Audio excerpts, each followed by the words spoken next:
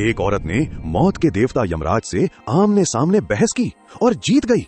ना तलवार उठाई, ना कोई शाप दिया, सिर्फ अपने दिमाग से मौत को हार मानने पर मजबूर कर दिया। ये कहानी है राजकुमारी सावित्री की। इतनी तेजस्वी कि कोई राजा उससे शादी करने की हिम्मत नहीं करता था।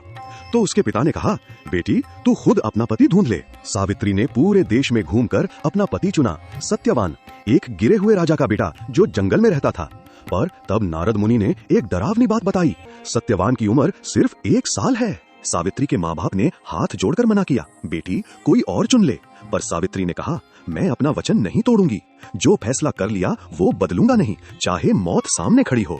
शादी हो गई। सावित्री जंगल में पति के साथ खुश रहती, पर अंदर ही अंदर हर दिन गिनती थी। 12 महीने, 11, 10, वक्त पिघल रहा था हाथों से। आखिरी दिन आ गया। सावित्री ने सुबह से उपवास रखा, पूजा की, और जब सत्यवान लकड़ी काटने जंगल गया, सावित्री उसके पीछे चल पड़ी।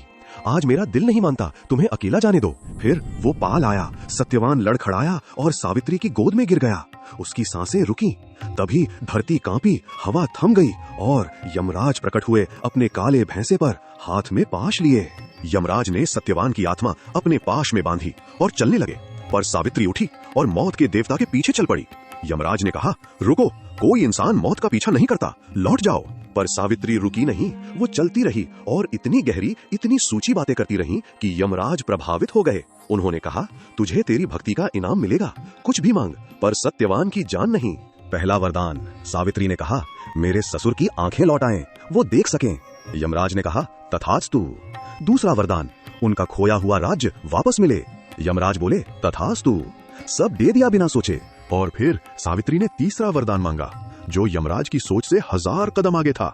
उसने कहा, मुझे 100 पुत्रों की माता बनने का वरदान दीजिए। यमराज ने बिना सोचे कहा, तथास्तु। और तब यमराज को समझ आया, सावित्री एक पतिव्रता है जो कभी दूसरा पति नहीं करेगी। अगर 100 पुत्र चाहिए तो सत्यवान का जीवित रहना जरूरी है। यमराज मुस्कुराए और सत्यवान की आत्मा लौटा दी। सावित्री ने ना तलवार उठाई, ना कोई श्राप दिया, सिर्फ अपना दिमाग लगाया और मौत को हरा दिया। ये है असली शक्ति, बुद्धि और प्रेम का संगम। ऐसी और कहानियों के लिए सब्सक्राइब करो कथा सागर को।